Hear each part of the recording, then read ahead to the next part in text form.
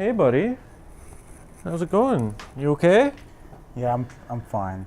You can tell me anything. I said I'm fine. Whoa, big fella. I'm only trying to help. I mean, you've shared some private stuff with me in the past. Not like this, man. Hey, wow.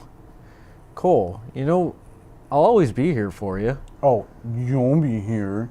10, 9, 8, Pull it 7, together, man. 6, 5. I'm good. I'm good.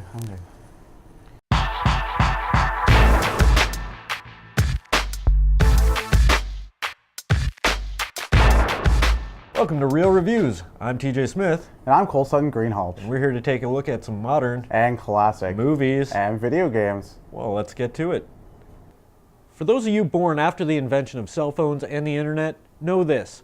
You might have youth and vitality on your side, but you've missed out on some pretty sweet movies.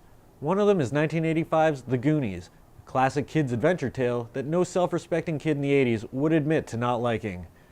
The Goonies is an early effort from some current Hollywood powerhouses. It was directed by Richard Donner of Superman and Lethal Weapon fame, written by Chris Columbus of the Home Alone, Gremlins, and Harry Potter movies, and co-written and executive produced by some guy named Steven Spielberg. If you had this lineup on a movie these days, Hollywood execs would be knife fighting each other in dirty back alleyways for the chance to throw money at it. The cast would go on to accumulate future accolades too, including Josh Brolin, Sean Astin, Joe Pantoliano, and Corey Feldman. Look, they can't all be winners, okay? Anyway, The Goonies is a fast-paced film about a group of kids who find a treasure map and go on a quest to find a treasure to save their community. Unfortunately, the treasure happens to be near the hideout of a family of clueless criminals.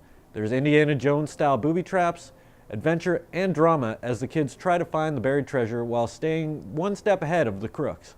Now, I realize nostalgia forces you to look at the pop culture items of your past with rose-colored glasses, but The Goonies was, at the time, something really special.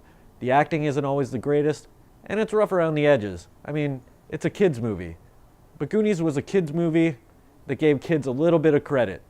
I don't know about you, but my childhood certainly wasn't reflective of a nauseatingly sweet and sanitized typical Disney childhood that you see in movies. By the time I was the age of 9, I knew a decent number of swear words and was well on my way to developing a cynical and jaded worldview where there was no room for princesses or wacky misunderstandings. And there's very little of that in The Goonies. Hollywood doesn't seem to think kids can handle anything slightly objectionable, so it's nice to see a movie like The Goonies where the child actors say bad words and yell at each other and, act like real children, rather than pristine storybook stereotypes. Goonies nimbly walks a line between innocent fun and gruesome. And gruesome is what kids want. Yeah, maybe The Goonies is just a kids movie, and maybe you've got better things to do with your time than watch kids movies. But there are doughy middle-aged men walking around to this day wearing Goonies t-shirts and fondly quoting Goonies lines. And you can't say that for movies like Herbie Goes Bananas or Free Willy, and that should tell you something. 2 minutes, guys. You're gonna find out anyway. Okay. I'm leaving the show.